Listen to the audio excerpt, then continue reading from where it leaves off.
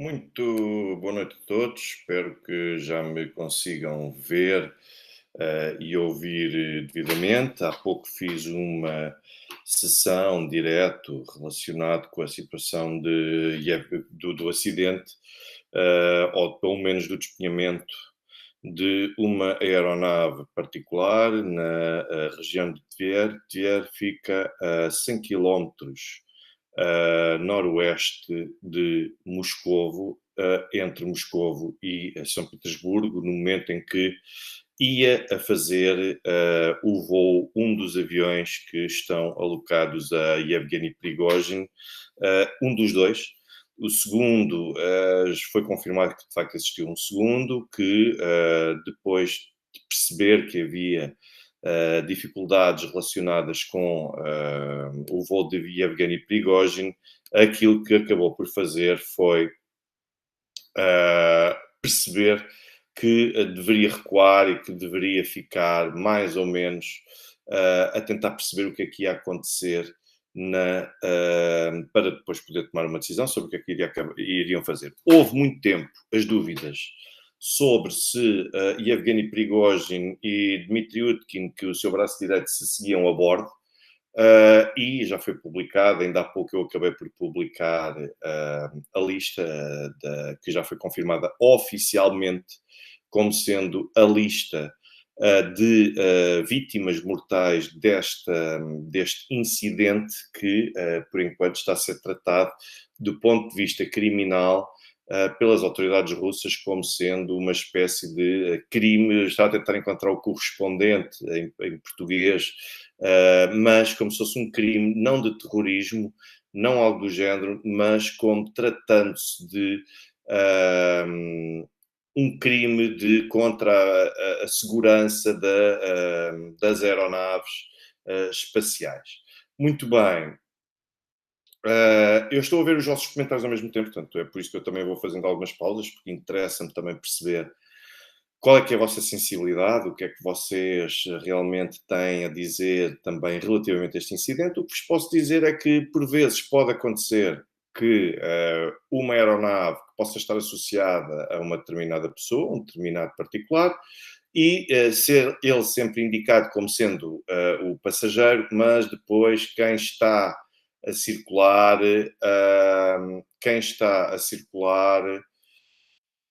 eu estou a ver aqui os outros comentários, mas depois quem de facto consta no avião, ou como passageiro do avião, podem ser outras pessoas. Portanto, isto pode acontecer, daí as dúvidas e as incertezas. Eu vi que houve alguns canais nacionais que se apressaram a dizer que as autoridades russas confirmaram a morte de Evgeny Prigozhin, mas, embora só agora se saiba que Prigozhin efetivamente era um dos passageiros daquela aeronave, a verdade é que naquela altura aquilo que foi difundido pela imprensa portuguesa era uma notícia falsa, porque os cidadãos, os passageiros daquela aeronave, na altura ainda não eram conhecidos, logo era impossível que estivessem as autoridades russas a confirmar na altura o que quer que fosse. Houve foi muita gente que confundiu a lista de passageiros, que muita gente se soube logo que Yevgeny Prigozhin constava na lista de passageiros, mas não sabia se aquela lista de passageiros se verdadeiramente se confirmava depois na prática. E a verdade é que confirmou-se na prática, confirmou-se há pouco tempo. Eu já divulguei, ora no meu Telegram, ora também no meu Twitter. Eu aproveito e partilho convosco a minha conta de Telegram, onde me podem seguir. O Twitter vocês já conhecem naturalmente, e lá eu tenho a indicação dos nomes todos daqueles que constam como passageiros e até tripulantes daquela aeronave. Agora, nós temos aqui uma coisa, que é, temos de perceber o que é que levou à queda daquela aeronave. Subitamente, a aeronave perdeu contacto, do que eu estava a ver há pouco da comunicação social russa, a aeronave perdeu contacto ainda quando estava no ar. Portanto, não perdeu contacto quando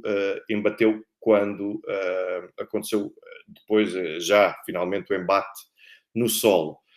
Outros relatos sugerem que houve pelo menos 2 explosões, e daí que existissem dúvidas sobre se poderia ser a consequência de um ataque provocado por um sistema de defesa antiaéreo. Essa tese tem sido amplamente veiculada, não por meios oficiais, atenção, por alguns canais de Telegram e por um conjunto de pessoas a quem este tipo de narrativa importa. Por quem é que poderia utilizar um sistema de defesa antiaéreo para uma aeronave a voar em Tver?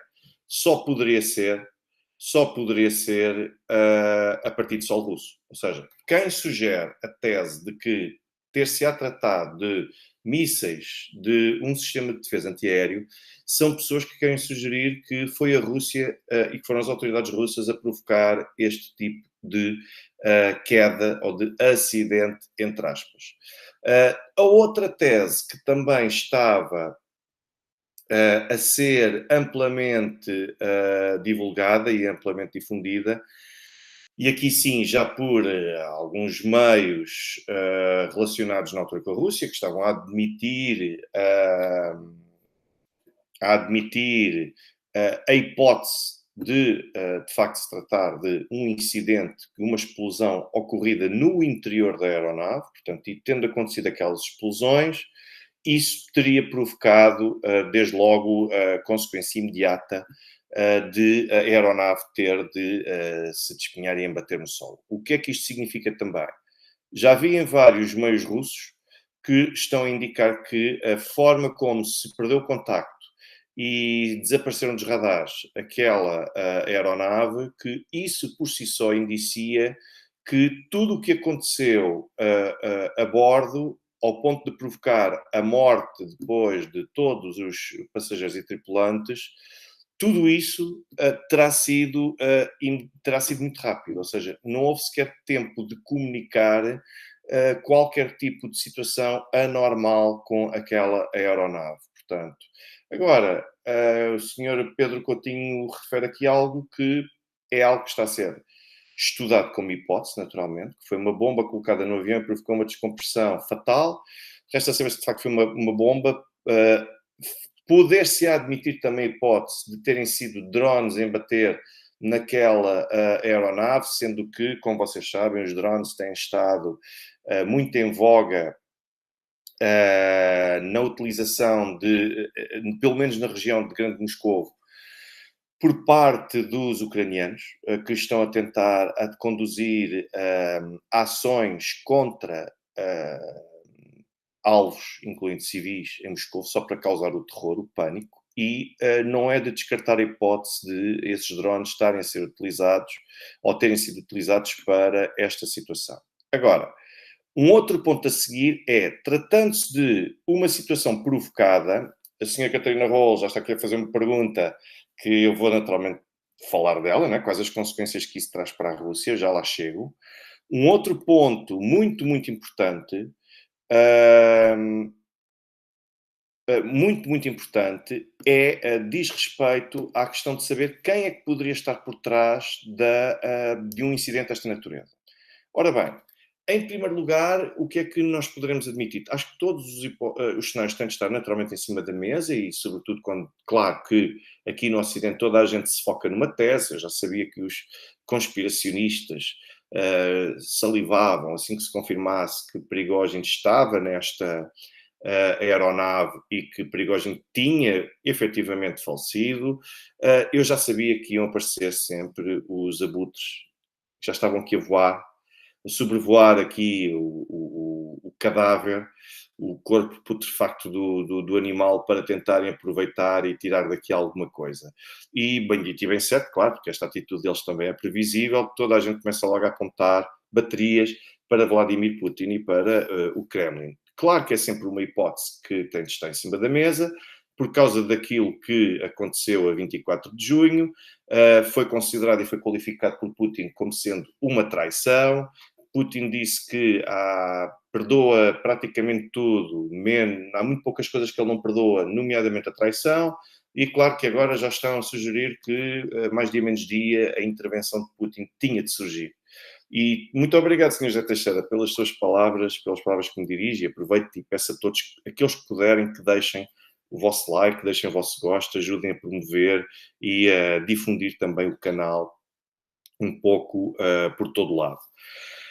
Mas o que eu vos digo, é que estou a ver aqui também a explicação do Sr. José Saraiva, não sei se foi descompressão, aquilo foi na ligação da asa à fuselagem, quando estava na FAP, um avião, na Força Aérea Portuguesa, um avião caiu com um problema desse, o avião caiu inteiro sem a asa, resta saber, tudo isso está agora a ser levantado neste momento, mas o que eu vos posso dizer é que acho que neste momento, apesar daquilo tudo que aconteceu no dia 24 de junho, aquela tentativa de insurreição, eu diria que é muito pouco provável que se tratasse de facto de algo conduzido pelo Kremlin. Desde logo porque se teria sido Prigozhin a traiçoar Vladimir Putin e a traiçoar a Rússia, bom, então encontrar-se alguma forma de conseguir atingir apenas o alvo que se pretendia. Não se iriam sacrificar a vida de inocentes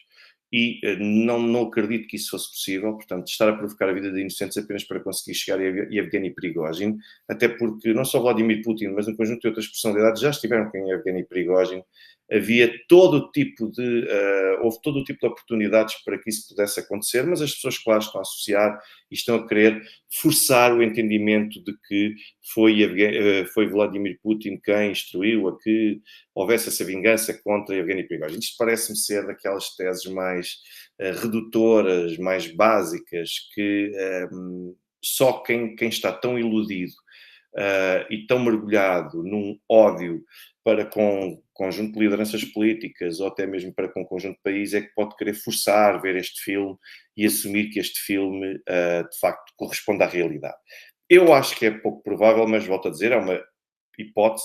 E, aliás, não é por acaso que quem sugere Vladimir Putin também muitas vezes diga, bom, isto deve ter sido um sistema de defesa antiaéreo e que provocou aquilo a Evgeny Prigozhin, que seria a coisa mais evidente do mundo, que partiria da Rússia, e se partisse da Rússia, portanto, algo daquela natureza tinha de ser ou uma alta hierarquia militar ou então o próprio Kremlin a instruir para que aquilo acontecesse. O que, neste momento, nós poderemos admitir também é, lá está, tanto a hipótese dos drones como a hipótese da explosão a bordo, tratar-se para já da hipótese de um grupo terrorista. Não nos podemos esquecer que Yevgeny Prigozhin e o grupo Wagner estavam presentes no Sahel, estavam muito ativos no Sahel. Eu ainda no outro dia, a propósito do Níger, do direto que eu fiz sobre o Níger, eu até publiquei no meu Twitter a newsletter semanal do Estado Islâmico, que dava conta de ter desmantelado, e quando eu digo desmantelar é no sentido de exterminar, assassinar, uma rede que foi junto à fronteira entre o Níger e o Mali, se não estou em erro, ou com o Burkina Faso, bom, era por ali, mas pelo menos com o Níger eu julgo que fazia fronteira, era já no Níger, e que teriam assassinado os membros dessa rede, que na verdade eram uma rede de espionagem que partilhava informações com o grupo Wagner. Isto constava na newsletter semanal do Estado Islâmico, ou seja, claro que o grupo Wagner era também um alvo muito apetecível para elementos do Estado Islâmico. Mas, até agora, nós não tivemos qualquer tipo de reivindicação de atentado, algo dessa natureza. Poderemos até esperar, mas é um outro cenário. E depois temos outro cenário que é quem é que poderia ter interesse em ou fazer explodir, ou causar ou provocar uma avaria, ou até desferir drones contra contra uma aeronave desta natureza, ou seja, todas estas hipóteses, o lado ucraniano, no dia em que se celebra o dia da bandeira da Ucrânia e na véspera da celebração do dia da independência da Ucrânia, e depois tivemos também um dos elementos dos altos oficiais da Ucrânia que disseram que esperem por mais surpresas, porque vamos ter uma surpresa para o dia da independência. Seria esta a surpresa a que ele se referiria? Seria outra coisa, até porque ele estava a falar da Crimeia e falou da Crimeia para distrair as atenções.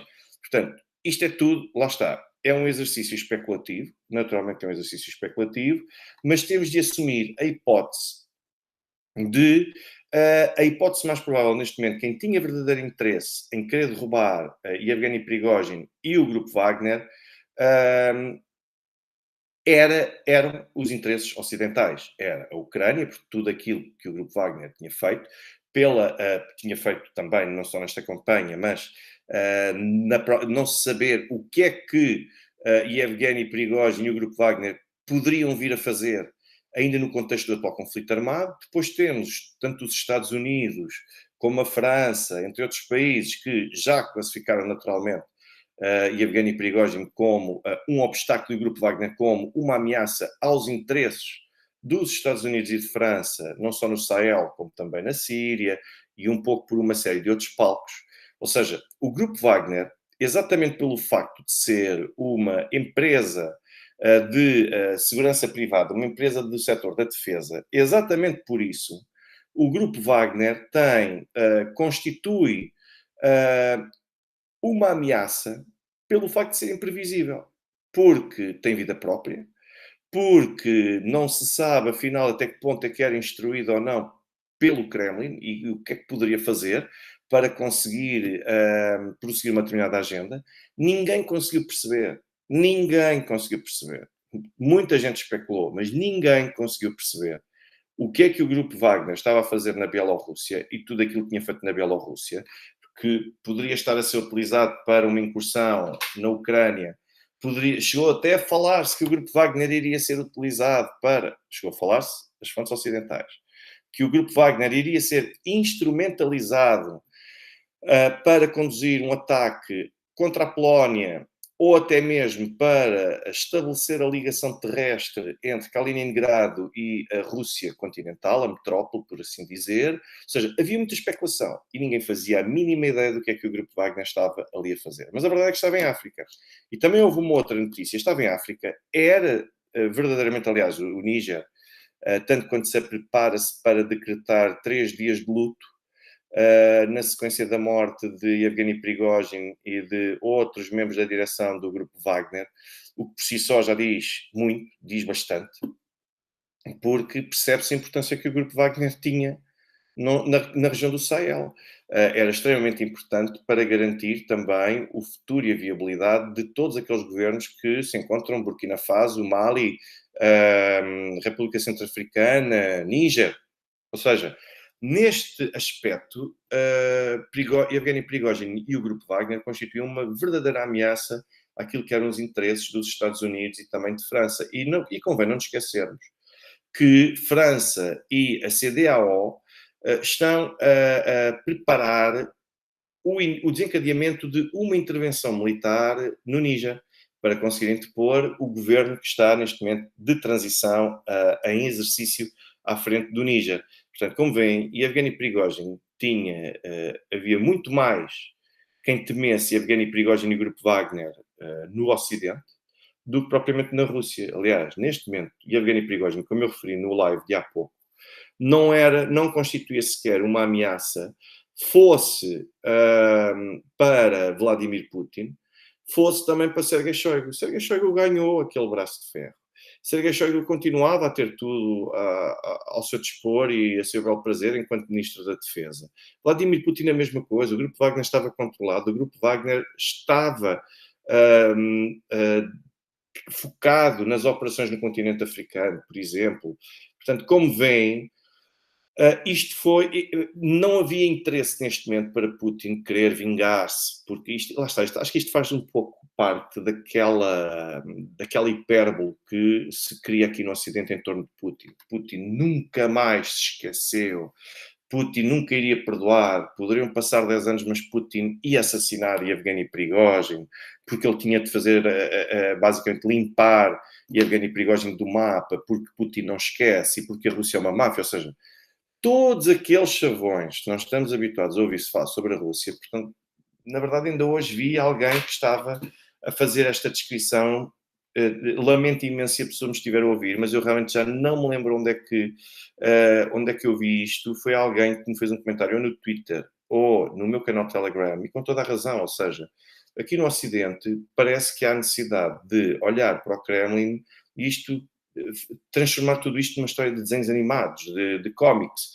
de BD, de banda desenhada, pronto, em que se cria um vilão, esse vilão tem, de facto, um conjunto de características, todas elas extremamente negativas, e quase invencível, esse inimigo, e depois aparece o super-herói, ou norte-americano, ou inglês, ou algo do género, e o super-herói acaba por se afirmar e por conseguir vencer este inimigo que temos de derrotar a todo custo, senão ele vai destruir o mundo e vai lançar kryptonite para todos os cidadãos desta terra. Ou seja, é um pouco assim que se olha e que se tenta transmitir uma ideia relativamente a tudo o que vem da Rússia.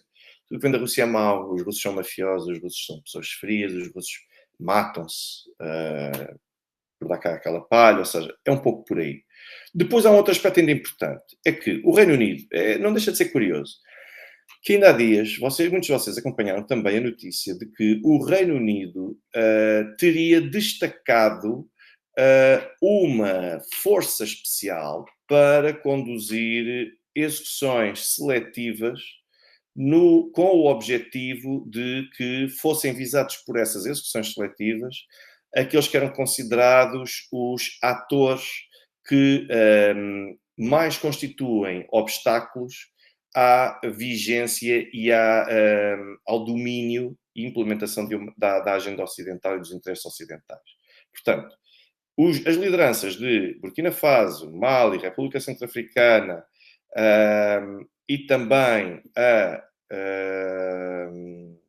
o Níger acabariam por ter os seus líderes que seriam alvos apetecíveis para poderem ser executados. Ao mesmo tempo que nós temos esta situação, o grupo Wagner e Evgeny Prigozhin estão, eu não digo ao mesmo nível de chefes de Estado, de lideranças políticas que são contrárias aos interesses ocidentais, mas a verdade é que Evgeny Prigozhin constituía, por assim dizer, o braço armado de muitos destes governos e era, sem sombra de dúvida, um obstáculo ao sucesso da agenda ocidental. Portanto, é de admitir que, assim como o Reino Unido já foi associado à destruição do Nord Stream, também já foi associado ao ataque contra a Ponte Kerch, que liga a Península da Crimeia à Rússia continental, e a um conjunto de outros incidentes, é de admitir que, se eles tinham a intenção de mobilizar uma equipa, por assim dizer, de assassinos para conseguirem assassinar e executar estes líderes africanos, então por que não admitir também a hipótese de que Evgeny Prigozhin fosse um desses mesmos alvos possíveis.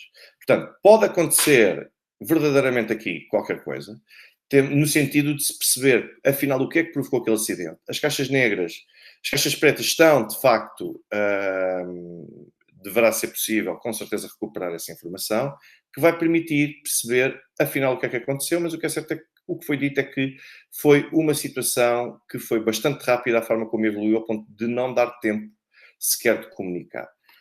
Pelo menos com as autoridades que pudessem prestar algum tipo de auxílio. Isto relativamente ao grupo Wagner e Prigozhin. Agora, uma notícia que eu já estive a ver, e por parte de uma fonte particular e que costuma fazer-se veicular para o exterior notícias que são normalmente, depois acabam por se confirmar. E aquilo que foi dito por essa mesma fonte foi que já se discute, ou seja, isto a propósito da pergunta ainda que a doutora Catarina Rouco tinha feito, relativamente ao futuro, a que impacto é que isto poderá ter na Rússia e para o grupo Wagner como um todo. Bom, e isto no sentido de o grupo Wagner como um todo de não ser afetado. Perderam a liderança, mas como eu referi no live anterior, havia um plano de contingência que o grupo Wagner tinha caso Evgeny Prigozhin viesse a morrer. O que tem sido discutido e que foi avançado por essa mesma fonte é que existe um nome que neste momento está na calha para poder vir a assumir a liderança do grupo Wagner, sem confirmação de que seja o preferido. Mas, curiosamente, é um nome que era o preferido de Vladimir Putin. A 14 de julho passado, anunciou que pretendia que Andrei Troshev fosse, era um coronel das Forças Armadas da Rússia e era um veterano da guerra no Afeganistão, também da Segunda Guerra da Chechênia, e ainda também foi responsável pela participação na intervenção militar na Síria. É também alguém que está galardoado como sendo herói da Federação Russa, que é basicamente a maior distinção honorífica que alguém pode receber neste tipo de ação e desempenho de ações militares.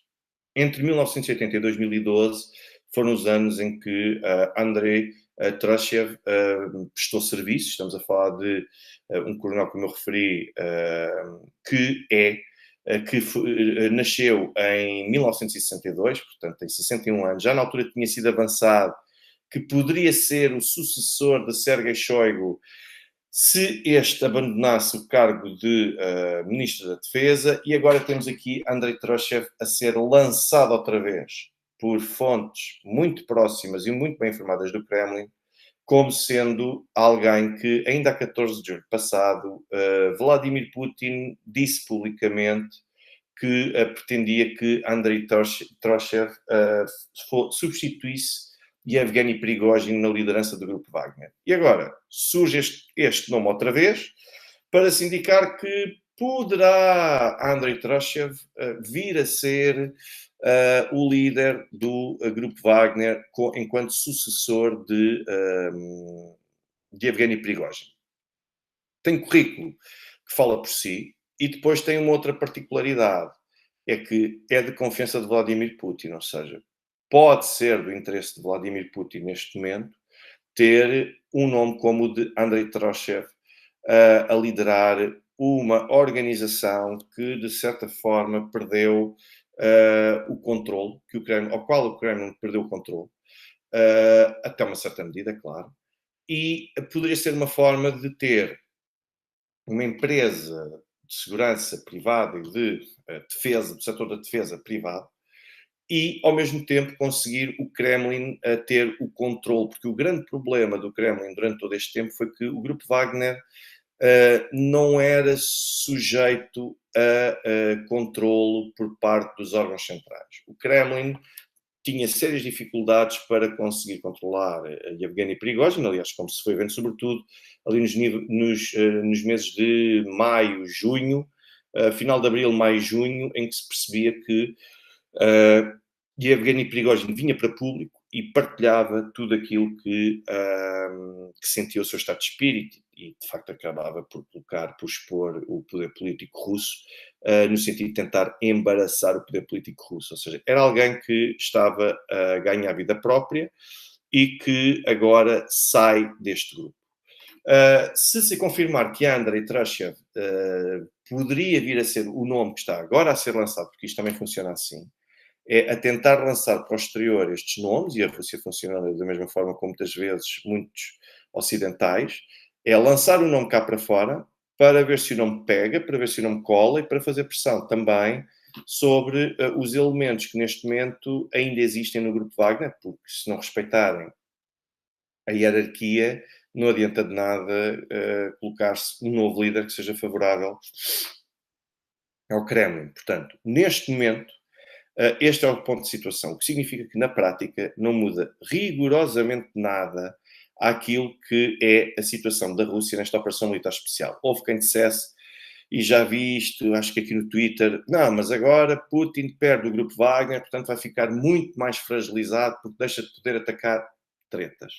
Tretas porque as Forças Armadas russas estão muito bem posicionadas no terreno. Temos também o grupo Akhmat de Kadyrov, que lidera esta força e que continua muito ativo também nesta frente, e a verdade é que o Grupo Wagner pode tornar-se uma organização de segurança e defesa privadas que possa ser finalmente controlável.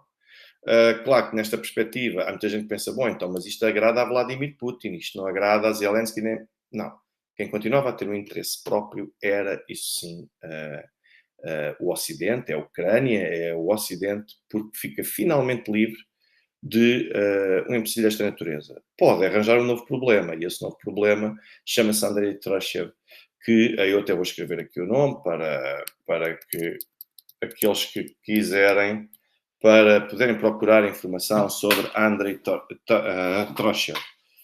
Já me enganei, tudo o apelido dele não é Trashev, é Trashev. Isto é aquilo que eu vos posso dizer sobre este incidente. Vou repetir um pouco o apelo da senhora Hilda, que vem aqui pedir para que deixem o gosto, deixem o like, é muito importante para ajudar a difundir e a promover o canal e também o direto.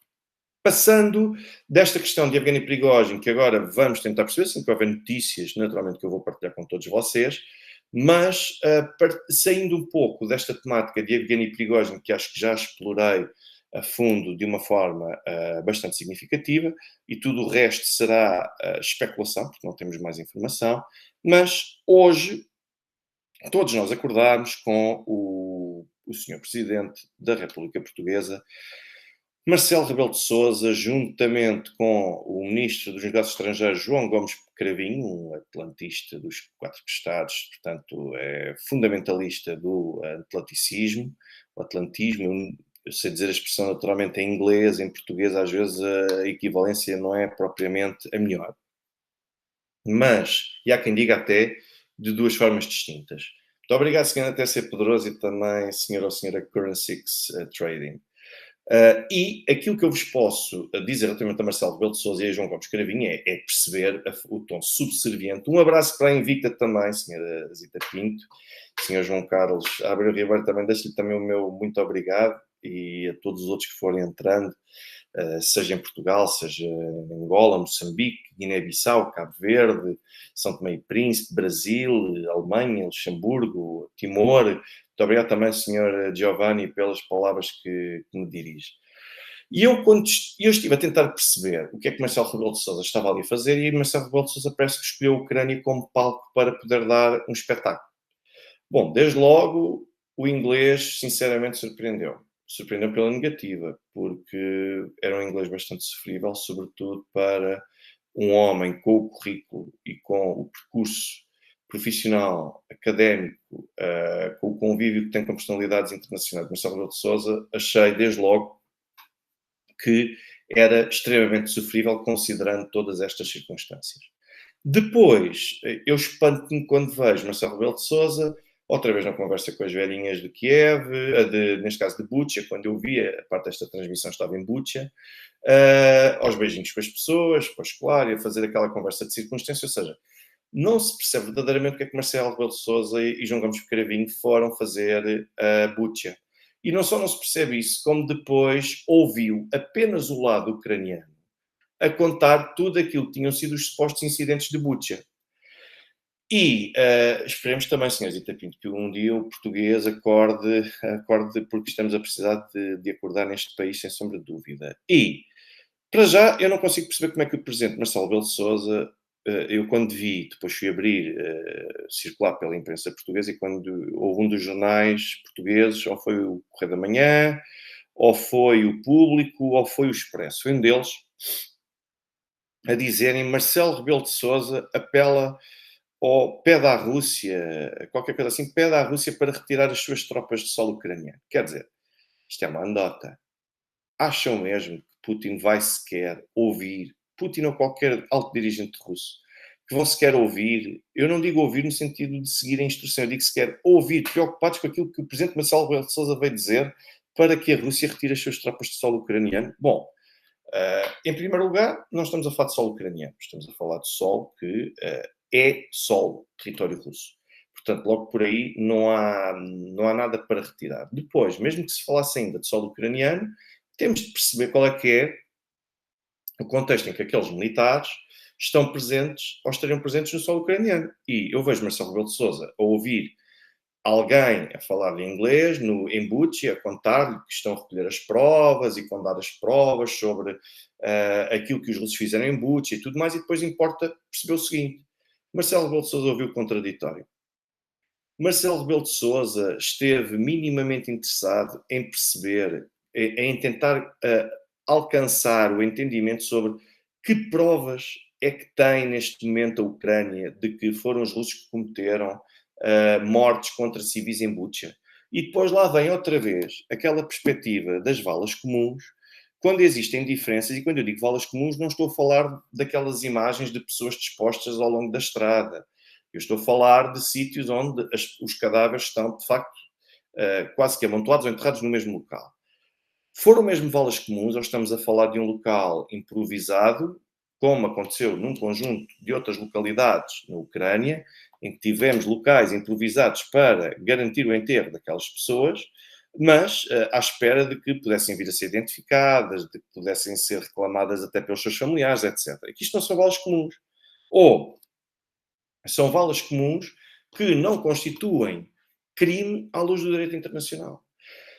Marcelo Rebelo de Sousa estava interessado em perceber isto? Não. João Gomes Cravinho, então, nem se fala sobre isso. Qualquer coisa que pudesse abrir a hipótese de Putin poder, ou de a Rússia não ser culpada, eu acho que o ministro João Gomes Cravinho viraria as costas e vinha-se embora, porque não lhe interessa, e percebi-se até pela linguagem corporal, que seguramente não lhes interessava ouvir uma narrativa que pudesse contrariar aquilo que eles todos dizem. Pois quer dizer, eu vejo o presidente Marcelo Rebelo de Sousa dizer em direto para a televisão portuguesa. Todos nós vimos na imagem pela televisão, ou seja, o presidente Marcelo Rebelo de Sousa assume que as imagens que nos foram transmitidas em abril do ano passado relativas a Bucha, que isso por si só não precisa de qualquer tipo de recorte, não precisa de qualquer tipo de estudo, qualquer tipo de avaliação, qualquer tipo de confirmação, porque já as têm como verdadeiras. E não só já as têm como verdadeiras, que, e eu volto a frisar, eu não estou a dizer que as pessoas não morreram. Eu não estou a dizer que as pessoas não foram torturadas. E eu nem sequer estou a dizer que não teriam sido os russos, embora as probabilidades não sugiram que tenham sido os russos. Mas aquilo que eu disse foi exatamente o que eu disse na altura nas SIC Notícias, quando falámos deste caso de Bucha. O que eu digo relativamente a este incidente de Bucha é preciso uma missão imparcial e neutra, composta eventualmente de elementos russos, ucranianos, também integrar essa missão, para se poder perceber o que é que aconteceu verdadeiramente, porque aquilo que nós temos na Rússia, aliás, aquilo que nós temos neste momento na Ucrânia, relativamente até aos processos que estão a ser conduzidos e as investigações que estão a ser conduzidas pela Procuradoria-Geral da Ucrânia e também pelo Tribunal Penal Internacional, são recolhas de prova que são feitas pelos próprios ucranianos. Os ucranianos não vão julgar, nem vão investigar, nem vão condenar os crimes cometidos pelos próprios ucranianos. E tudo aquilo que contrarie qualquer tipo de tese ou de narrativa a culpar os russos não é considerado. E eu não vi, e eu vejo o presidente do meu país, jurista, professor de Direito, e com todo um percurso ligado a tudo isto que eu já falei, não estava minimamente interessado em conseguir perceber o que é que aconteceu no local. Ele só queria era perceber o que é que os ucranianos queriam fazer relativamente àquilo e depois vai dar o sermão dele. Bom, isto viola o direito internacional, isto faz não sei o que mais, isto é contrário, a Rússia deveria sair também. Senhorita Pinto, Rubens Gonzalez, não sei quem é, mas vou tentar procurar quem é essa pessoa para perceber se bem. Boa noite também, senhora Ana Richard. E senhor Henrique Manuel também, seja bem-vindo. E, portanto, Marcelo Rebelo de Sousa depois veio dizer outras coisas também igualmente fantásticas, como houve então uma frase que é: tudo o que é fundamental na vida da Ucrânia, neste momento, é fundamental na vida de Portugal. Não. O presidente Marcelo Rebelo de Sousa está redondamente enganado.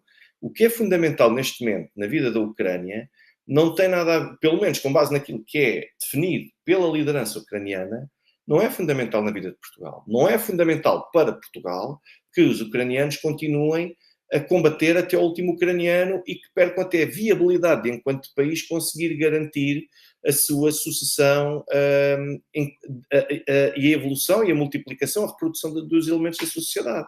Portanto, em termos demográficos, está verdadeiramente comprometido o futuro da Ucrânia. Portanto, é fundamental isto na vida de Portugal? Não. Portugal deveria ter como preocupação não apoiar esse esforço incondicional da Ucrânia, independentemente do preço que tem de pagar de combater a Rússia, a todo custo, e muito menos deveria ser do interesse de Portugal injetar dinheiro na Ucrânia para poder combater a Rússia. Portanto, Portugal devia perseguir a paz. Portugal não deveria ser conivente nem apoiar minimamente lideranças que têm uma agenda manifestamente discriminatória para com todo o tipo de etnias e de grupos culturais e até mesmo étnicos na Ucrânia, e que, ao mesmo tempo, cria as condições bastante favoráveis e propícias para que os neonazis ucranianos consigam ter voz no governo, consigam ter autoridade e consigam também ser importantes nesta agenda belicista que a Ucrânia está a conduzir. Portanto, isto não é fundamental na vida de Portugal. O que é fundamental na vida de Portugal é a construção de escolas, é a criação de redes de transportes que sejam favoráveis aos portugueses, é investir ainda mais em profissionais de saúde, hospitais e unidades de saúde familiar, é apostar ainda mais em tribunais. Ou seja, isto é que é fundamental na vida de Portugal. É combater a inflação, é garantir que as condições económicas são propícias ao investimento, ao empreendedorismo e que os portugueses não têm dos salários mais baixos da União Europeia e as pensões também não. Portanto, isto é que é fundamental na vida de Portugal. Não é estar a injetar dinheiro a fundo perdido na Ucrânia na esperança de que, porque como os Estados Unidos e Bruxelas dizem que devemos fazer isto, então nós vamos cegamente seguir aquilo que é dito. Portanto, isto não é de fundamental, não é fundamental na vida da Ucrânia. O que é fundamental e que deveria ser fundamental na vida da Ucrânia era a Ucrânia parar as hostilidades e deixar de hipotecar o seu próprio futuro. Porque quanto mais continuar a combater, mais homens perde, pior a situação financeira e, mesmo enquanto país, em matéria de limitação de fronteiras, o futuro da Ucrânia está comprometido. Portanto, não venha Marcelo Rebelo de Sousa dizer, quando a própria Constituição do país que lidera, ele é a figura número 1 do Estado, diz exatamente que Portugal não pode colaborar, nem tem qualquer tipo de aproximação ou até mesmo de branqueamento de nazismo, de polpotismo também que ele é falado. Portanto, não se fale de uma coisa desta natureza porque não tem rigorosamente nada a ver com aquilo que nós temos. E agora prepara-se para amanhã condecorar Volodymyr Zelensky no dia da independência da Ucrânia. Portanto, isto é então a cereja no topo do bolo de que Portugal continua do lado errado, Portugal continua a apoiar, a condecorar, a reconhecer mérito e a apostar tudo aquilo que tem para que alguém que está no conforto, entre aspas, do seu lado, quando não está no bunker, está na Europa, a passear-se pelos melhores restaurantes e pelos melhores hotéis, juntamente com a sua esposa, e é isto que Portugal está verdadeiramente a reconhecer e a compensar. Portanto, alguém perguntou aos portugueses se os portugueses concordam com este apoio incondicional à Ucrânia? Não, e não valem as sondagens intercampos e seja lá de quem for, que sabemos muito bem o que é que valem as sondagens, não servem. Deve Portugal continuar a injetar dinheiro na Ucrânia e a dar apoio incondicional à Ucrânia, ao ponto de hipotecar a sua própria condição enquanto país? Portugal hipoteca o seu próprio bem-estar e a sua economia, a sua vida em sociedade, para poder ajudar a agenda de um líder que claramente não tem responsabilidade, não tem noção, não tem gosto pelo seu próprio povo e que quer continuar a lançá-los para o conflito. Mas Marcelo Rebelo de Sousa não ficou só por aqui. Parece que Marcelo Rebelo de Sousa, toda a gente andava a falar disto, foi o primeiro chefe de Estado que entrou naquele bunker que eu já me esqueci do nome daquele bunker. Pronto, está feito então o palco, está feito então o espetáculo que Marcelo Rebelo de Sousa queria dar no palco ucraniano. Fui o primeiro chefe de Estado a estar numa trincheira, não é um bunker, numa trincheira. Fui o primeiro chefe de Estado a estar numa trincheira. Naquela trincheira. Ok, e então, o que é que isso vai mudar a situação, quer do apoio de Portugal à Ucrânia? Porque é que Marcelo Rebelo de Sousa tem de ir a Bucha? Porque é que Marcelo Rebelo de Sousa tem de ir a todos eles? Aliás, o que é que Marcelo Rebelo de Sousa estava a fazer na Ucrânia?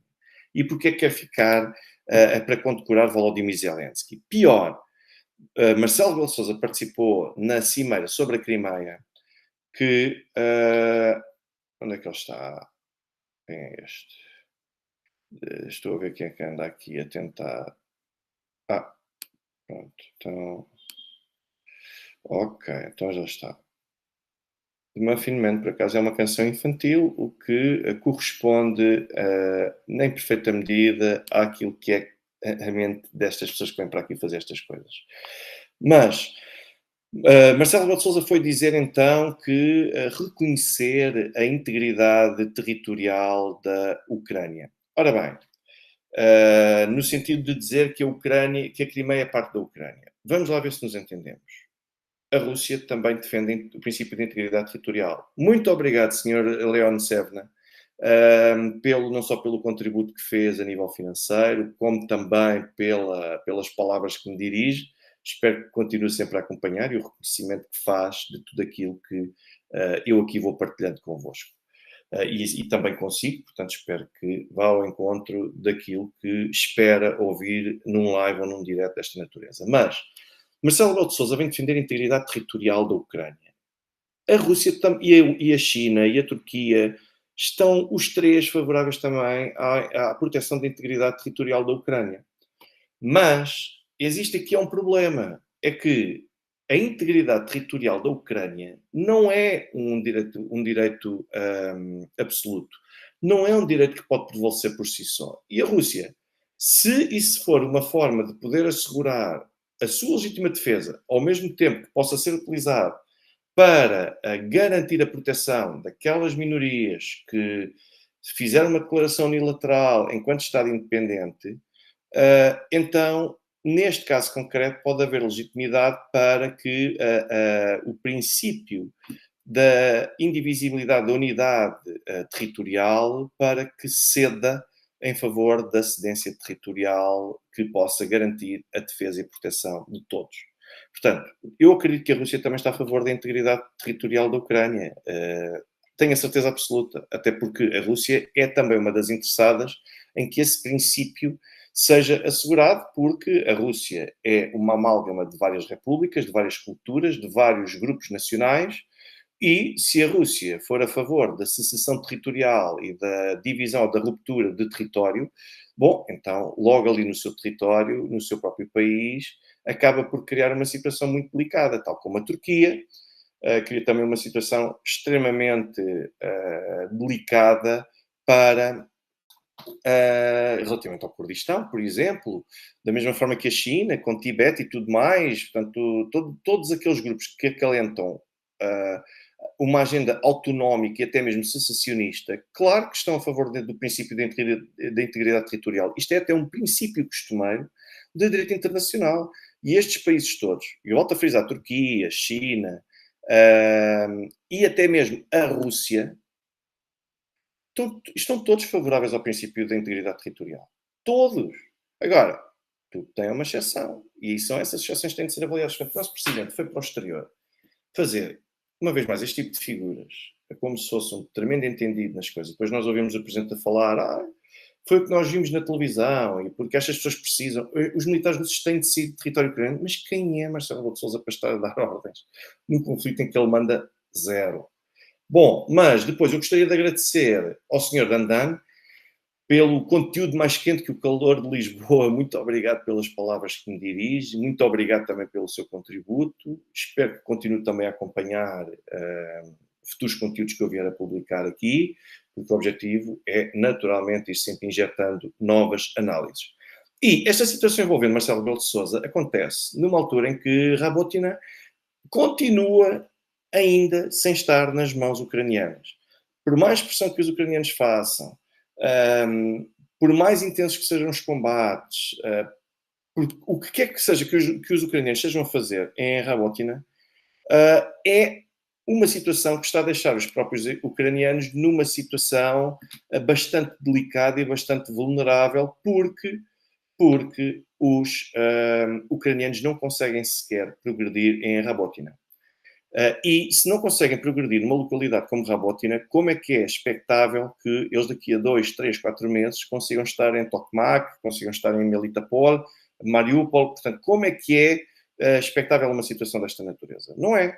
E a verdade é que continuam a registrar perdas e a avolumar perdas copiosas, sobretudo em Rabotina. Já agora utiliza-se esta expressão que é o triturador de carne, que já se utilizou na altura para Bakhmut-Artyamovsk, está a utilizar-se agora também para Rabotina, no sentido de indicar que os ucranianos estão outra vez a ser alvo estão a ser dizimados, estão a ser completamente trucidados pelos russos em Rabotina. Portanto, isto por si só já é o suficiente. E eu não vejo o Presidente Marcelo Rebelo de Sousa a discutir estas coisas. Eu não vejo o Presidente Marcelo Rebelo de Sousa a discutir a forma como são mobilizados homens para a linha da frente na Ucrânia, com até a utilização e o recurso às juntas médicas que eu já vos falei aqui há várias semanas, que estavam, a partir de agora, os internamentos em hospitais de determinadas regiões, se têm de ser aprovados, têm de passar todos por uma junta médica. Portanto, como veem, isto acaba por ser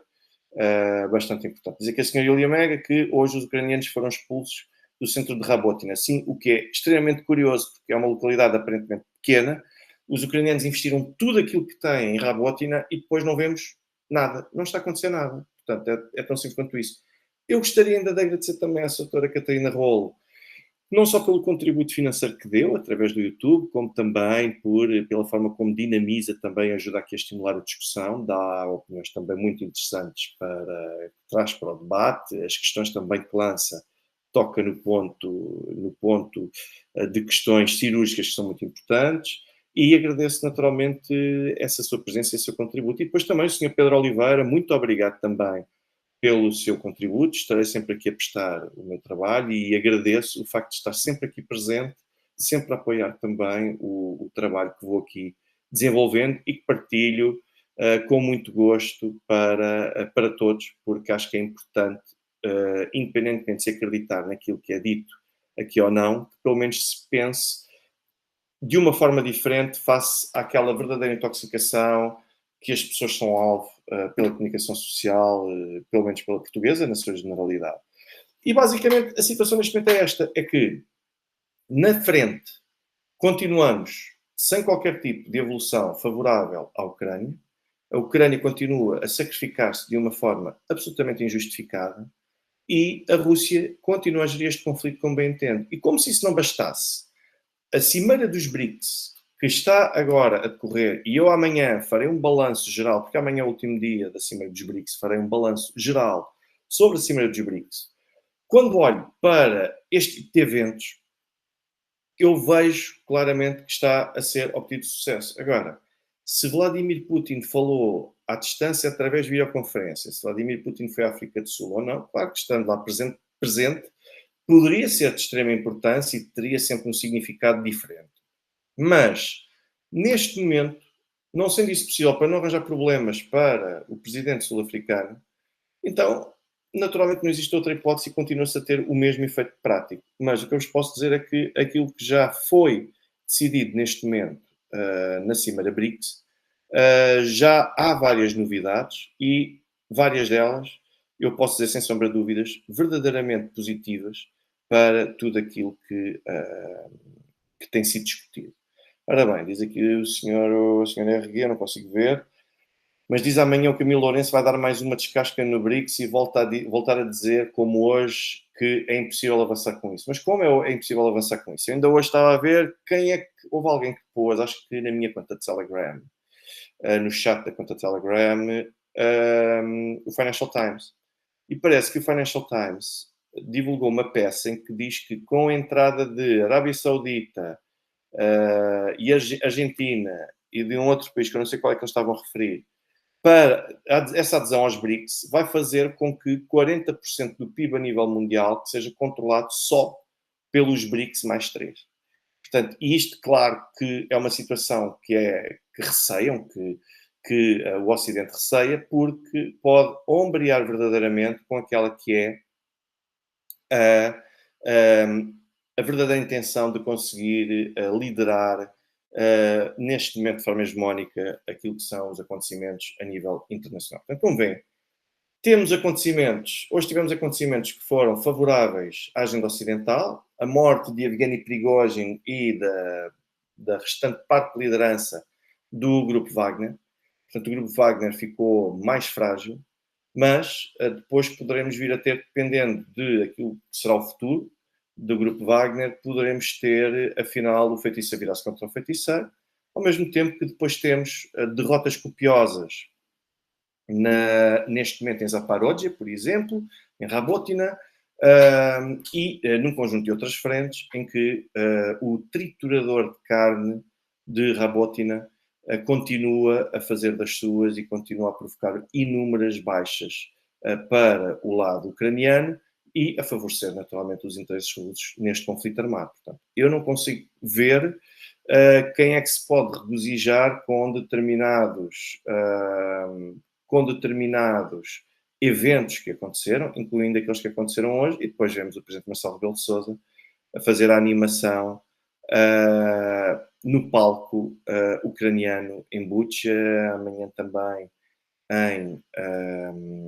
em Kiev. Pois lá está, eu não consigo perceber. O Presidente Marcelo Rebelo de Sousa e o Ministro João Gomes Cravinho dizem, bom, isto é contra o direito internacional. A Rússia vai ter de responder por crimes que violam o direito internacional. Muito bem, fundamento. E cada um deles tem uma equipa, supostamente não, cada um deles tem uma equipa de juristas que supostamente convém também terem especialidades em direito internacional. Então, digam-me em que medida é que estão a ser cometidos crimes, neste caso pela Rússia. E eu não estou a dizer que não estão a ser cometidos crimes. O que eu estou a dizer é que quem alega um facto tem de prová-lo. Isto não basta dizer que estão a ser cometidos crimes contra o direito internacional. Ok, que tipo de crimes são esses? E qual é a prova, acima de tudo, que têm? Muito bem. Eu hoje ficaria por aqui. Acho que já dissertei bastante, não só sobre Evgeny Prigozhin no grupo Wagner, Marcelo Rebelo de Sousa e também Rabotina. Amanhã espero estar de volta para fazer o balanço da Cimeira BRICS e de qualquer outro evento que possa vir a acontecer, porque isto nunca se sabe, de repente podemos ter essa surpresa. Agradeço a todos aqueles que vão fazendo o contributos financeiros através do YouTube, através do MBWay, do PayPal e do Revolut. Têm esses vários meios para poder contribuir se quiserem. Se não, têm sempre... espera lá. Se não, têm sempre outras formas também de ir contribuindo. Deixem o gosto, deixem os comentários, deixem as vossas questões, partilhem este vídeo, partilhem os diretos, partilhem o canal continua a crescer, olhos vistos. Eu tenho que estar tremendamente grato pelo contributo que vocês fazem. Senhora Braga, muito obrigado, não só pelo seu contributo, como também pela dica que dá de que as pessoas podem, de facto, fazer um contributo de qualquer outra ordem, mas deixem o gosto, deixem um like, isso é vital para o sucesso do live, isso é vital também para que o vídeo, a posteriori, depois quando já acaba o live, para que possa continuar a ser difundido e para que possa figurar no topo também das pesquisas sobre esta matéria. Eu agradeço-vos bastante tudo isso. Já sabem que daqui a 24 a 48 horas terão legendas relativamente a este direto. Portanto, eu agradeço-vos desde já por tudo aquilo que estão a fazer e com votos também com a certeza de que amanhã estarei de volta. Desde já, uma vez mais, o meu muito obrigado a todos e até amanhã.